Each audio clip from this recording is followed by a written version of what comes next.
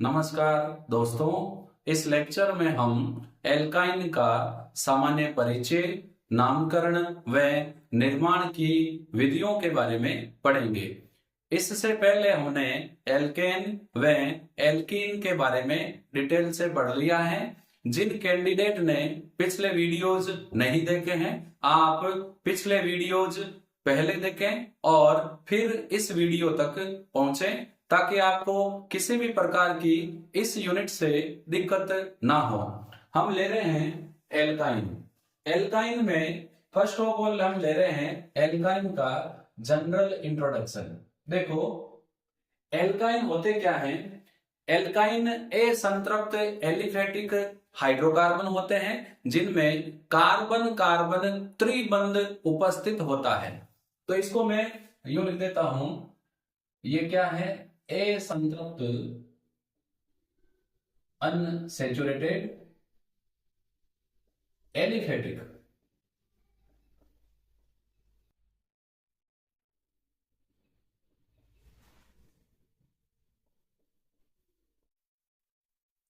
Hydrocarbon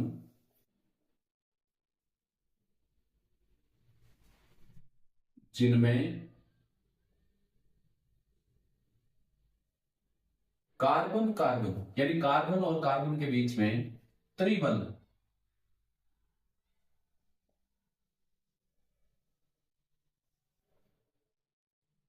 उपस्थित होता है,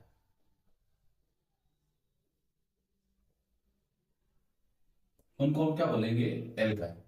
सेकंड, यदि हम एल्काइन के सामान्य फॉर्मूले की बात करें, सामान्य सूत्र की, तो एल्काइन जो हाइड्रोकार्बन है उनमें कार्बन की संख्या से हाइड्रोजन की संख्या डबल से 2 कम होती है। एल्कीन में ठीक डबल होती है, एल्केन में डबल से 2 ज्यादा और एल्काइन में डबल से 2 कम। एल्काइन श्रेणी जो है, इसका जो सजातीय श्रेणी का पहला जो मेंबर है, प्रथम सदस्य, क्योंकि कार्बन कार्बन ट्रिपल बॉन्ड के लिए 2 कार्बन तो मिनिमम होने की आवश्यकता होती है, तो पहला सदस्य C2H डबल का 2 कम H2, और इसका नाम क्या है? इसका सामान्य नाम है एसिटिलीन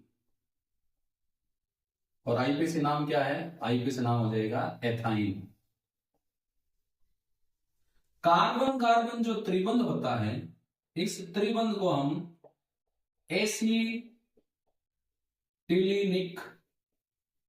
बंध भी कहते हैं। तो ये बंध क्या है? एसिटिलीनिक बंध। अब बात करते हैं संरचना की। तो इसमें कार्बन का जो संकरण है, एथाइन में कार्बन का संकरण जो होता है वो होता है AsP, और AsP संकरण जब होता है तो संरचना कैसी होगी? जैसा कि वेल नोन है, क्या होगी संरचना? लीनियर, रेखीय,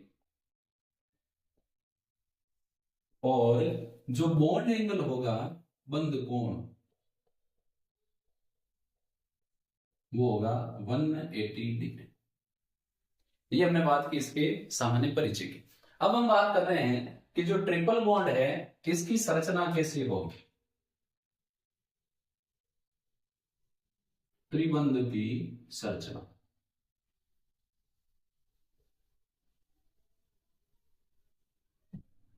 इसमें कार्बन का संकरण Sp है, इसीलिए संकरण में कार्बन का एक S व एक P कक्षक भाग लेगा। लेकिन क्योंकि कार्बन के पास 3 P कक्षक हैं, तो बचे हुए 2 P कक्षक A संग्रहित कक्षक होंगे, और A संग्रहित कक्षक समपार्श्विक अतिव्यापन करेंगे और उससे पाई बंध बनेगा। संकरण द्वारा केवल सिग्मा बंध बनते हैं। जिस बी संकरण में बात करें तो जब भी सिग्मा बंध बनेंगे तो सिग्मा बंध में संकरित कक्षक ही भाग लेते हैं, पाई बंध में ए संकरित कक्षक भाग लेते हैं। तो देखो, ये पहला कार्बन, इस कार्बन का AsP संकरित कक्षक दूसरे कार्बन के AsP संकरित कक्षक से अक्षीय अतिव्यापन करेगा, और कौन सा बंध बनेगा? सिग्मा। प्रत्येक कार्बन का दूसरा AsP संकरित कक्षक हाइड्रोजन के गोलाकार S कक्षक से sp2s अतिव्यापन करेगा, और यहां पर भी क्या बनेगा? सिग्मा पर। तो ये 2 sp संगृहीत कक्षक आ गए। अब हर कार्बन के पास 2 a संगृहीत p कक्षक है। तो पहला ये a संगृहीत p कक्षक इस कार्बन का, और इस कार्बन का पहला इस कार्बन का ए संगृहीत p कक्षक, और इस कार्बन का ये ए संगृहीत p कक्षक। अब एक ए संगृहीत p कक्षक और होगा, तो उसको मैं रेड कलर से बना देता हूं। ये इसका दूसरा ए संगृहीत p कक्षक, और ये इसका दूसरा ए संगृहीत p कक्षक। अब देखो, ये ए संगृहीत p कक्षक इस ए संगृहीत p कक्षक से समपार्श्विक अतिव्यापन करेगा, पाई बंध बनेगा। ठीक इसी प्रकार ये दूसरा जो ए संगृहीत p कक्षक है, इससे अक्षीय समपार्श्विक अतिव्यापन करेगा। यहां भी कौन सा बॉन्ड बनेगा? पाई। तो देखो, मैं यहां मेंशन कर देता हूं, ये जो अतिव्यापन है ये वाला, ये है sp2s अतिव्यापन, क्योंकि इसमें कार्बन का sp2 और हाइड्रोजन का s कक्षक भाग ले रहा है। कौन सा बॉन्ड बनेगा? सिग्मा। यह है जो अतिव्यापन है, इस अतिव्यापन का नाम है sp2sp2। दोनों कार्बन के ओनली sp है, यहां भी sp है। तो इसका sp दूसरे का sp कक्षक अतिव्यापन करेंगे अक्षीय, और यहां कौन सा बंध बनेगा? सिग्मा बंध। ये जो ओवरलैप है, जिसको मैंने नीले रंग से और ब्लू रंग से दर्शाया है, ये है PP समपार्श्विक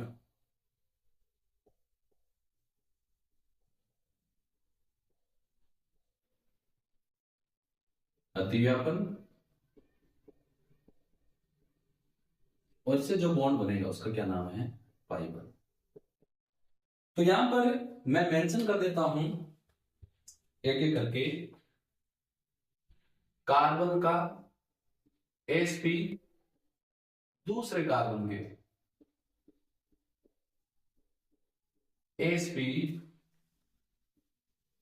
कक्षक से अतिव्यापन करेगा,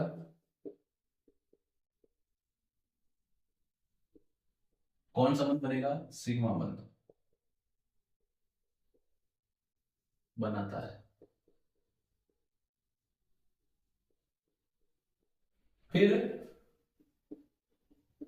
कार्बन का दूसरा, एक तो दूसरे कार्बन के साथ कर रहा है, लेकिन दूसरा जो sp कक्षक है, sp संगृहीत कक्षक,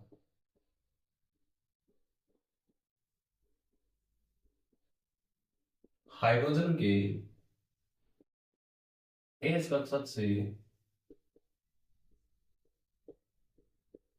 ये भी अक्षीय अतिव्यापन है, और ऊपर वाला भी अक्षीय अतिव्यापन। अक्षीय अतिव्यापन कर क्या बनेगा? सिग्मा।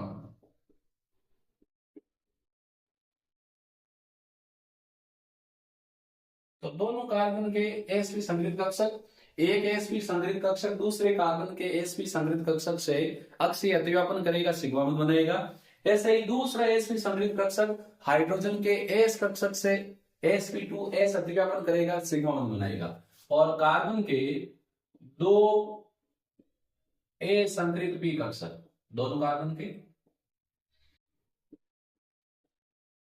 ये जो a संगृहीत p कक्षक है, ये कौन सा अतिव्यापन करेंगे? समपार्श्विक अतिव्यापन।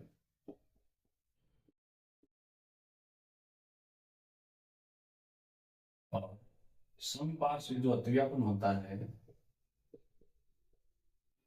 इससे कौन सा बॉन्ड बनेगा? Pi bond. ये हमने बात की ट्रिपल बॉन्ड की स्ट्रक्चर की।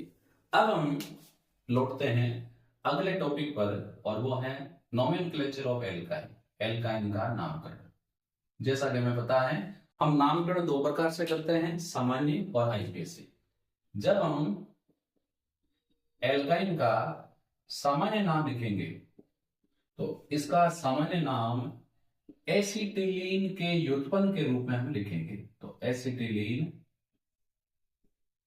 के व्युत्पन्न के फॉर्म में। दूसरा नाम है आईयूपीएसी, और आईयूपीएसी नाम हमें पता है, सामान्य कार्बन श्रृंखला के लिए एल्क लगाएंगे और इसके लिए जो अनुलग्न लगेगा वो क्या आएगा, आयन, एल्काइन के रूप में लिखेंगे। कुछ एग्जांपल ले लेते हैं, जैसे फर्स्ट एग्जांपल ये हो गया, सेकंड ये हो गया, थर्ड ये हो गया। ठीक है, 3 ले लेते हैं और फिर आईयूपीएसी नाम के लिए स्पेशल कंडीशन लेंगे। इसका जो सामान्य नाम है ये खुद एसिटिलीन है, तो सामान्य नाम हो गया एसिटिलीन। इसका सामान्य नाम देखो, ये एसिटिलीन है और एसिटिलीन से क्या जुड़ा हुआ है, CH3। CH3 को हम क्या लिखेंगे, मैथिल, तो इसका सामान्य नाम हो गया मैथिल एसिटिलीन। यहां पर ये एसिटिलीन, इससे 2 CH3 जुड़े हुए हैं, तो इसका सामान्य नाम हो जाएगा डाइमेथिल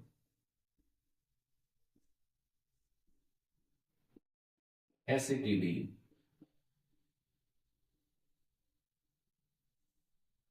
अब आईयूपीएसी की बात करते हैं। आईयूपीएसी में 2 कार्बन है, एथ प्लस आइन, एथाइन। 3 कार्बन है, तो 3 कार्बन के लिए प्रो प्लस आइन, प्रोपाइन। अब क्योंकि ट्रिपल बॉन्ड 1 नंबर पर है तो प्रोपाइन लिख सकते हैं, या प्रोप 1 आइन लिख सकते हैं, या 1 प्रोपाइन भी लिख सकते हैं। अब यहां पर नंबरिंग करेंगे 1 2 3 4, ट्रिपल बॉन्ड 2 पर, तो 4 के लिए क्या हो जाएगा, ब्यूट, 2 पर ट्रिपल बॉन्ड है तो ब्यूट 2 आइन, या 2 ब्यूटाइन। अब मान लो ये आ जाए ऐसा कुछ,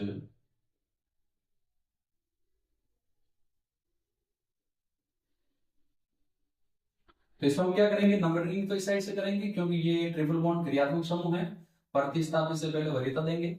2 3 पर जुड़ा हुआ मैथिल, तो नाम हो जाएगा 3 पर है मैथिल, 3 मैथिल। ट्रिपल बॉन्ड 1 पर ही है, 4 कार्बन वाला है, ब्यूटाइन या ब्यूट 1 आइन। ऐसे हम इनका नामकरण कर सकते हैं। लेकिन ध्यान ये रखना है कि जब ट्रिपल बॉन्ड और डबल बॉन्ड दोनों सेम पोजीशन पर आ जाएं, तब हमें डबल बॉन्ड को प्रायोरिटी देनी है। जैसे मैं यहाँ एग्जांपल लिख रहा हूं, CH triple bond C, CH2 CH double bond CH2।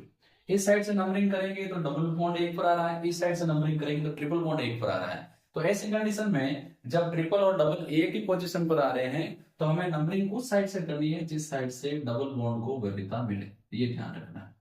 तो इसका नाम हो जाएगा पेंट 1 इन 4 आयन। चलो अगला हम लेते हैं समावयवता।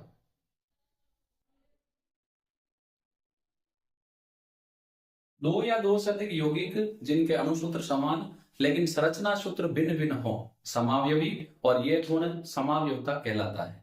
एल्काइन संरचनात्मक समावयवता प्रदर्शित करते हैं और इसमें स्थिति व श्रृंखला समावयवता प्रदर्शित करते हैं। जैसा कि मैंने बताया है, यदि मुख्य कार्बन श्रृंखला में कार्बन परमाणुओं की संख्या अलग अलग हो तो श्रृंखला समावयवी, और यदि ट्रिपल बॉन्ड की स्थिति, देखो प्रतिस्थापी हो सकता है, डबल बॉन्ड हो सकता है, ट्रिपल बॉन्ड हो सकता है, तो यदि ट्रिपल बॉन्ड या डबल बॉन्ड की स्थिति भिन्न भिन्न हो तो ऐसे समावयवी क्या कहलाएंगे, स्थिति समावयवी। एग्जाम्पल ले रहे हैं सीधे, जैसे ब्यूटाइन C4H6, इसमें क्या क्या हो सकता है, देखो इसके बना रहे हैं, जैसे ट्रिपल बॉन्ड जो है वो 1 नंबर कार्बन पर जुड़ा हो कुछ ऐसे, और दूसरा जो ट्रिपल बॉन्ड है वो 2 नंबर पर जुड़ा, कार्बन 4, हाइड्रोजन 3 2 5 1 से, उसमें भी 6 हाइड्रोजन 4 कार्बन। ये जो है आपस में, इसमें ट्रिपल बॉन्ड जो है कितने नंबर पर है, 1 पर है। इसमें जो ट्रिपल बॉन्ड है वो कितने पर है, 2 पर। तो क्योंकि ट्रिपल बॉन्ड की स्थिति भिन्न भिन्न है तो ये समावयवी आपस में क्या होंगे, स्थिति।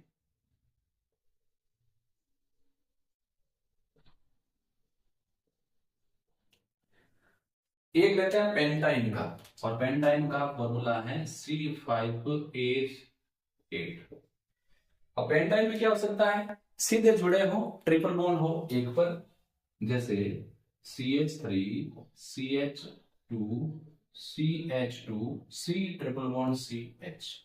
फिर ये डबल बॉन्ड कहां पर हो, दो पर, सॉरी ट्रिपल बॉन्ड। तो अब मैं इसको नंबरिंग दे देता हूं, दो number, 1 2, CH3 C triple bond C CH2 CH3। अब इसमें क्या है, डबल बॉन्ड एक पर है, इसमें डबल बॉन्ड है दो पर। अब मैं अगर ये यहां बनाता हूं, क्या होगा देखो, ऐसा संभव हो सकता है क्या, नंबर 3, 1 2 3 4 5, 1 2 3 4 5। अगर मैं इसको ऐसा करता हूं, CH3 CH2 C triple bond C, 1 2 3 4 और 5, तो वही पोजीशन बन जाएगी, आएगा कितना पर, 2 पर। तो चाहे वो कहो चाहे ये को, एक ही बात है। अब तीसरा जो समावेश बनेगा वो कुछ ऐसा हो जाएगा, CH3 C CH3 C triple bond CH। इसमें भी कार्बन 1 2 3 4 5, हाइड्रोजन 3 3 6 1 7, एक कहां चली गई, इस कार्बन में 4 बॉन्ड, इस कार्बन के पास एक, अच्छा एक है, तो हाइड्रोजन 3 3 6 7 1 8, 3 3 6, सॉरी 3 2 5 2 7 1 8, 3 3 6 2 8, सेम है। अब अगर मैं इसकी बात करूं एक नंबर समावयवी की, तो इसमें ट्रिपल बॉन्ड है एक नंबर पर। दो नंबर समावयवी की बात करूं तो इसमें ट्रिपल बॉन्ड है दो नंबर पर।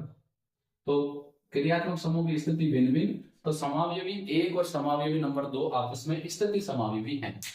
अब मैं अगर 3 नंबर समावयवी की बात करूं तो इसमें मुख्य कार्बन श्रृंखला में कार्बन परमाणु है 4, पहले में 5 है, इसमें 4 है, दूसरे में भी 5 है, इसमें क्या है 4।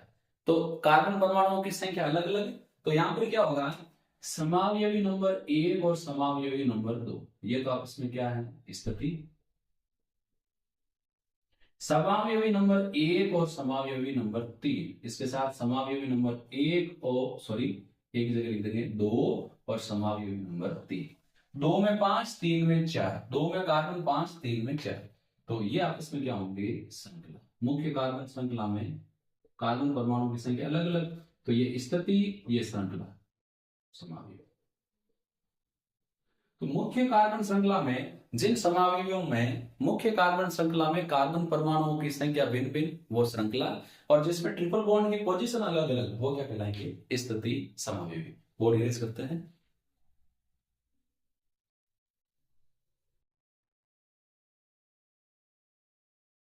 अब हम आज के लेक्चर का जो लास्ट टॉपिक है वो ले लेते हैं, मेथड ऑफ प्रिपरेशन एल्काइन के निर्माण की विधियां।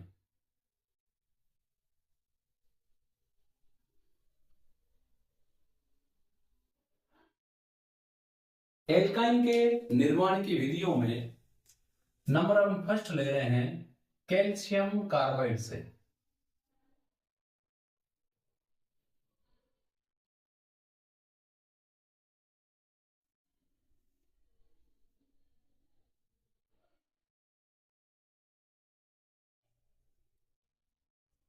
कैल्शियम कार्बाइड की अभिक्रिया जल से करवाने पर हमें एल्काइन प्राप्त होती है। तो देखो, कैल्शियम कार्बाइड जो होता है वो होता है CaC2। इसको बनाने के लिए हम क्या करेंगे, हम चूना पत्थर कैल्शियम कार्बोनेट को गर्म करेंगे, जाहिर सी बात है ये कैल्शियम ऑक्साइड देगा और साथ में क्या देगा, कार्बन डाइऑक्साइड। ये जो कैल्शियम ऑक्साइड है इसकी रिएक्शन जब हम कार्बन से करवाएंगे तो एक बनेगा कैल्शियम कार्बाइड और साथ में बनेगा कार्बन मोनोऑक्साइड। बैलेंस करने के लिए हम इसको 3 से गुणा कर लेंगे क्योंकि कार्बन 2 है 3। अब ये जो कैल्शियम कार्बाइड है इसकी स्ट्रक्चर कुछ ऐसी है, कैल्शियम 2 कार्बन से सिंगल बॉन्ड से जुड़ा है, कार्बन कार्बन के बीच में यहाँ क्या है, ट्रिपल बॉन्ड। इसकी अभिक्रिया हम करवा रहे हैं जल से in the presence of heat.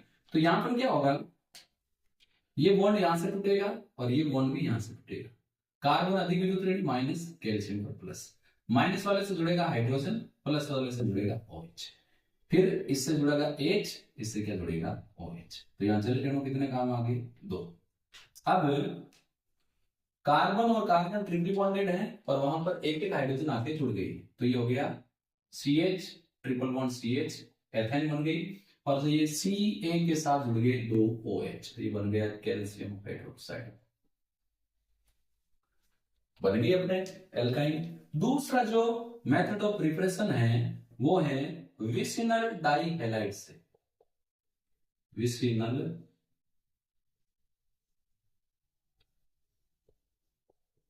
डाइहैलाइड से, विसिनल भी बोलते हैं, सनिध भी बोलते हैं। ऐसे डाइहैलाइड जिसमें हेलोजन परमाणु दो निकटतम कार्बन परमाणु से जुड़े हो, विसिनल या सनिध डाइहैलाइड कहलाता है।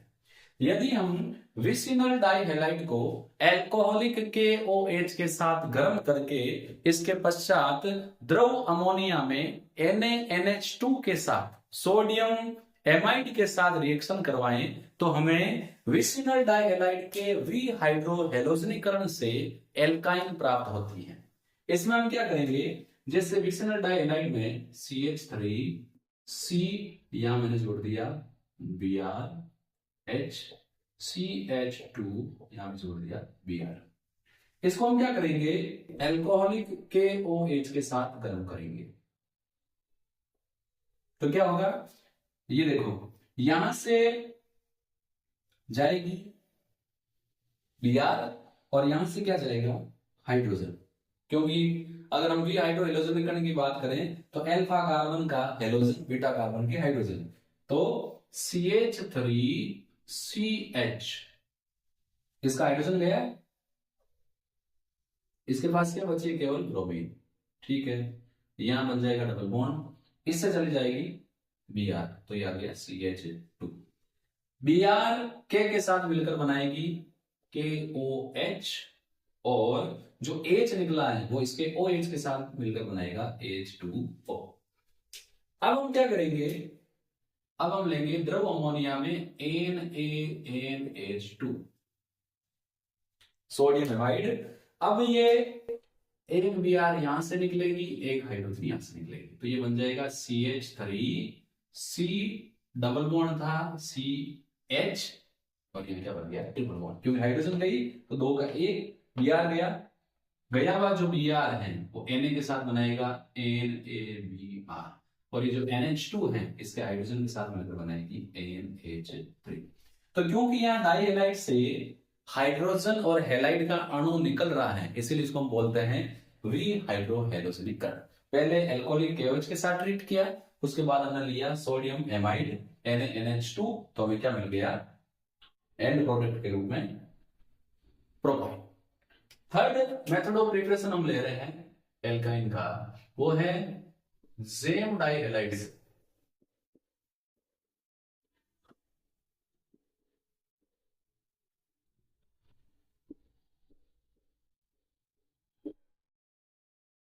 जेम हैलाइड वह डाइहैलाइड होते हैं जिनमें हेलोजन परमाणु एक ही कार्बन से जुड़ा। यदि हम जेम डाइहैलाइड की अभिक्रिया एल्कोहलिक KOH के साथ करवाएं तो हमें विहाइड्रोहेलोजनीकरण से एंड प्रोडक्ट के रूप में एल्काइन प्राप्त होती है। जैसे CH3CH, मान लो मैं यहां ले लेता हूं Br, तो एक ही कार्बन से दोनों हेलोजन जुड़े हैं। जब हम इसको एल्कोहलिक KOH के साथ ट्रीट करेंगे in the presence of heat, तो ये अल्फा कार्बन और ये बीटा कार्बन, बीटा कार्बन की हाइड्रोजन अल्फा कार्बन की हेलोजन निकल जाएगी, तो यहां 3 का हो जाएगा 2CH और इसके पास केवल क्या बचाएगा Br, यहां क्या आ जाएगा डबल बॉन्ड, ये के निकलने वाले Br को ले जाएगी, बना लेगा KBr और OH एल्कोहल का और इस सॉरी पोटेशियम हाइड्रोक्साइड का OH और इसका H, ये मिलकर क्या बनाएंगे जल का अणु। अब ये जो हमें मिल रहा है CH2 डबल बॉन्ड CHBr, ये एल्कोहलिक KOH के दूसरे मॉलिक्यूल से रिएक्शन करेगा, तो फिर यहां से Br जाएगी, यहां से क्या जाएगी H, सिंपल सा है। तो मुझे आएगा ये 2 से एक हाइड्रोजन निकल गई, CH बचा, यहां बन जाएगा ट्रिपल बॉन्ड, आगे CH निकलने वाले Br के साथ KBr और OH और H मिलकर क्या बना लेंगे H2। अपने क्या बन गया, एंड प्रोडक्ट के रूप में एल्काइन। ये बनाना था, सिंपल सी रिएक्शन है। नंबर 4 और लास्ट मेथड ऑफ प्रिपरेशन है, वो है टेट्रा हैलाइडो से।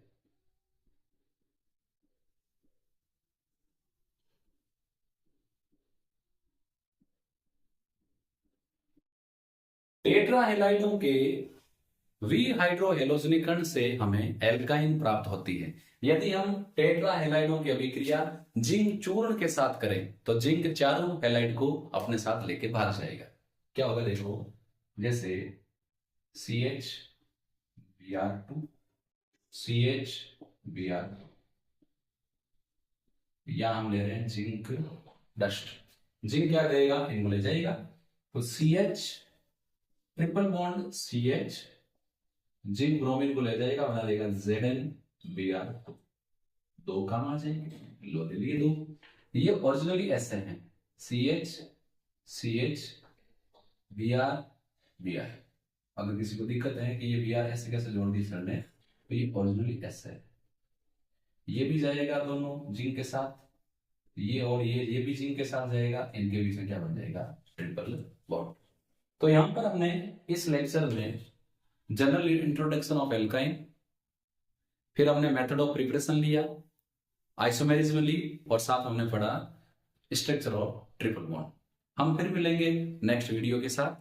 यदि आपको जो मैं वीडियो अवेलेबल करवा रहा हूं आपके लिए यूजफुल है तो मेरे यूट्यूब चैनल को ज्यादा से ज्यादा अपने फ्रेंड्स के साथ शेयर करें। हम फिर मिलेंगे, धन्यवाद।